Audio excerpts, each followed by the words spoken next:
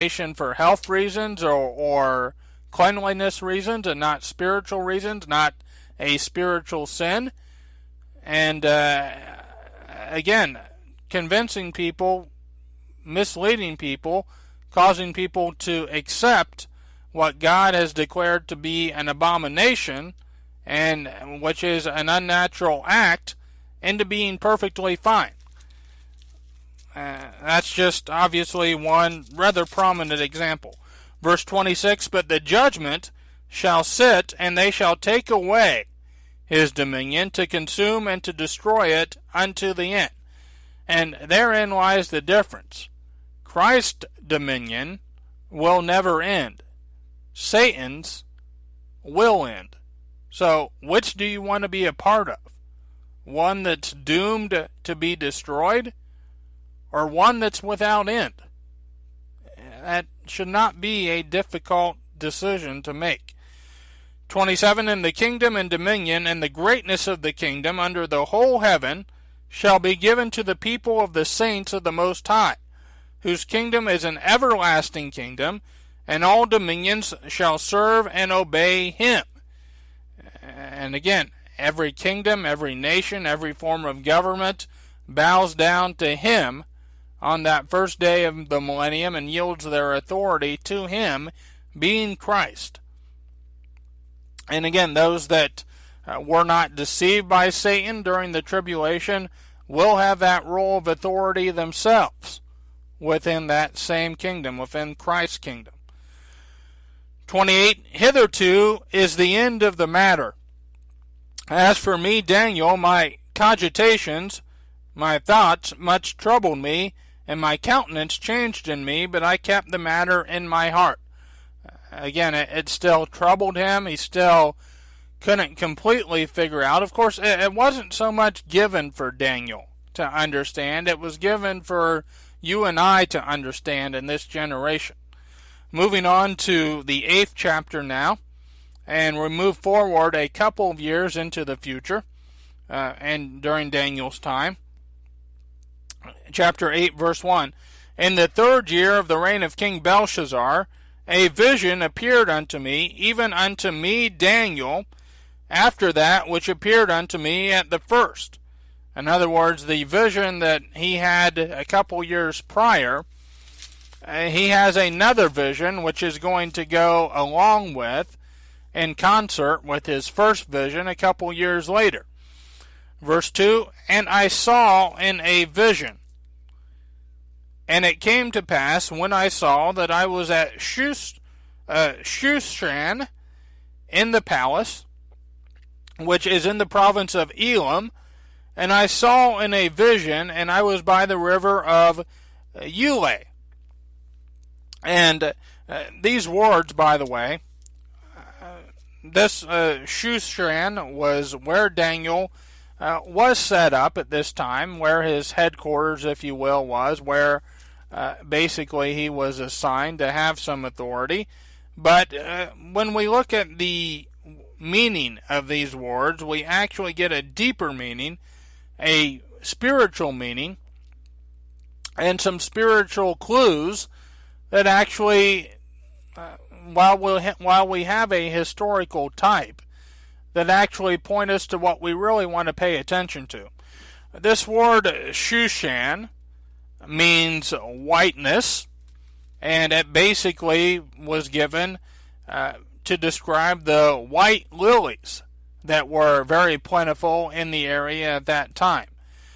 The word Elam means distant and hidden, and it quite frankly can mean or refer to the eternity. And the word or the river Ulai is a river of pure, clean water. And this river, by the way, flowed into both the Tigris and Euphrates, but historically, this water at the river Ulai was so pure that it was the only water that the kings of Persians would drink, and they would carry it around with them. But let's apply the meaning of these words. Again, Shushan meaning whiteness, Elam referring to the eternity, and Eule referring to the river of pure water, or you might say the living water, the river of living water, which flows out of God's throne as described in Revelation, in the book of Revelation.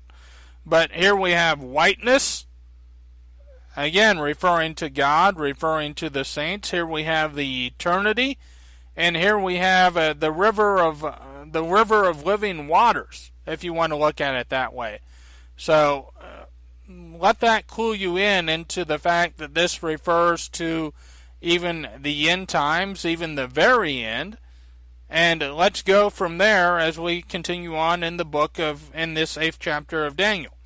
Verse 3, Then I lifted up mine eyes, and saw, and behold, there stood before the river a ram, which had 2 horns, and the 2 horns were high, but one was higher than the other, and the higher came up last. Now, there is both, I believe, a historical reference and a modern day or prophetic reference when it comes to this ram. In the historical sense, the ram was symbolic of Persia. And during that time, the Persian people, the Persian government, the government of Media Persia, they had the ram as their symbol. We find that on ancient Persian coins from that time.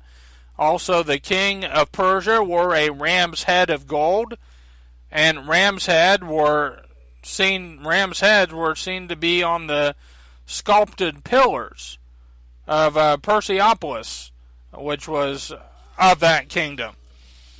The 2 horns, historically, represent both Media and Persia. The 2 horns, inasmuch as you have, as given here, you have the second horn, which did come after the first, but which was higher. And you have, this could refer historically to Astyages, who could very well have been Darius from Daniel chapter 6, and his son Cyrus, who did have a greater kingdom, greater power, greater influence, who could be that second horn, that higher horn, historically speaking. But again, let's look at this prophetically in a modern day sense as well. The ram is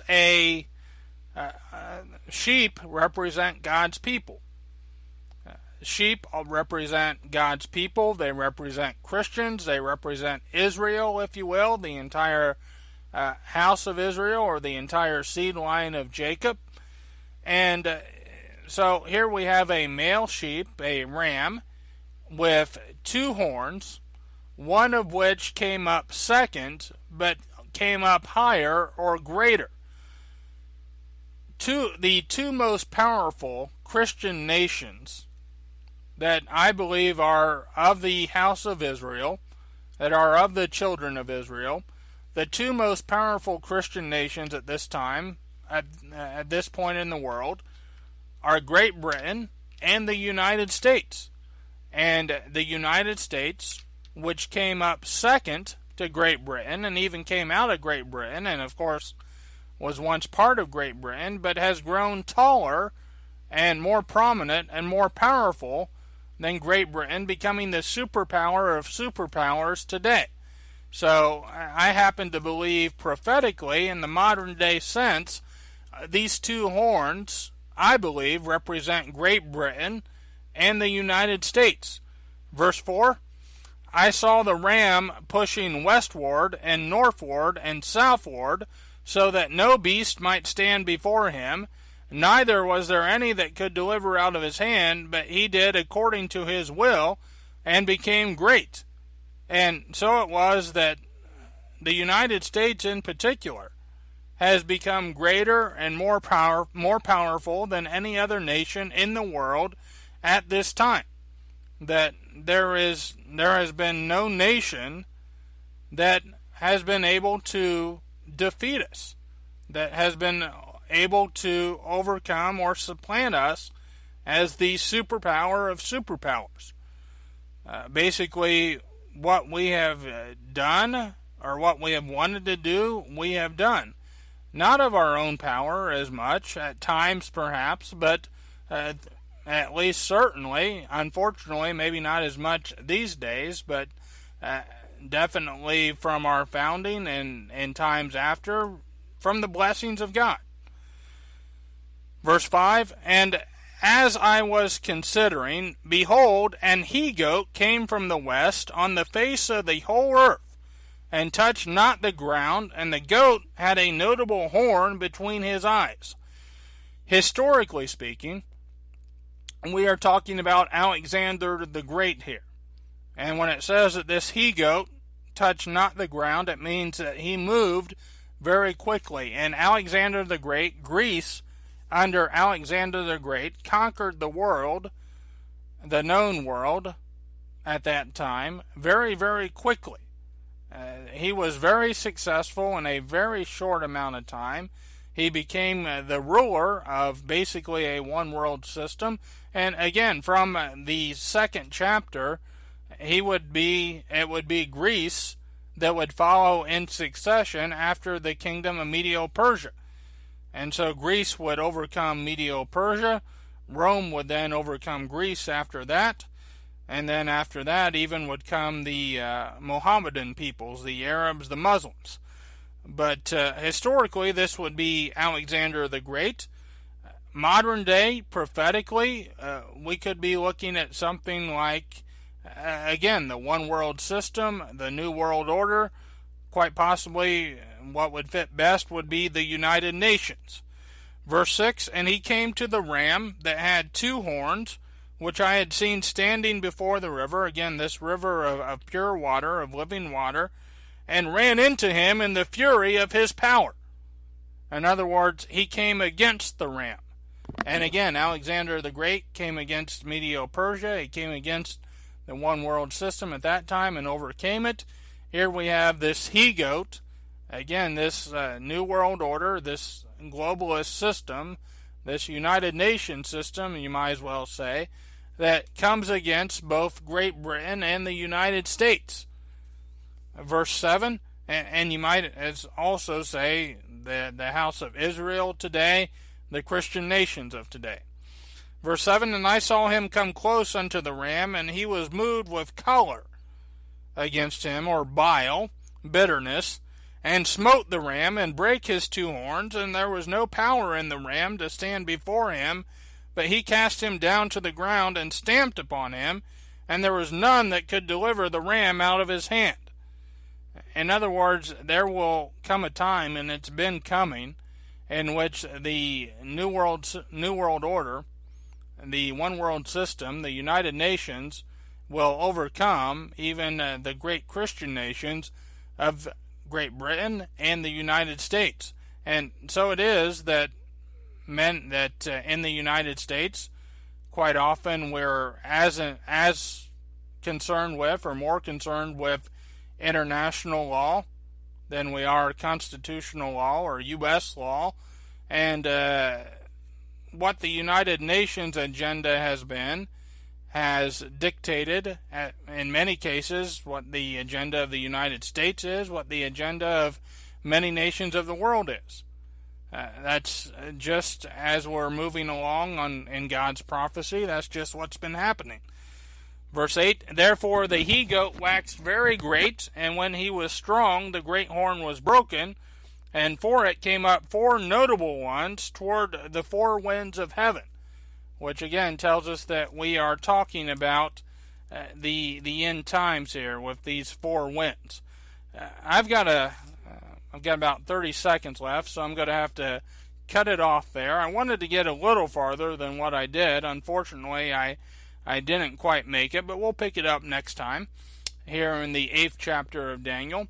Until then, stay in God's Word and have a great week. Take care, and God bless. You've been listening to American Faith Today.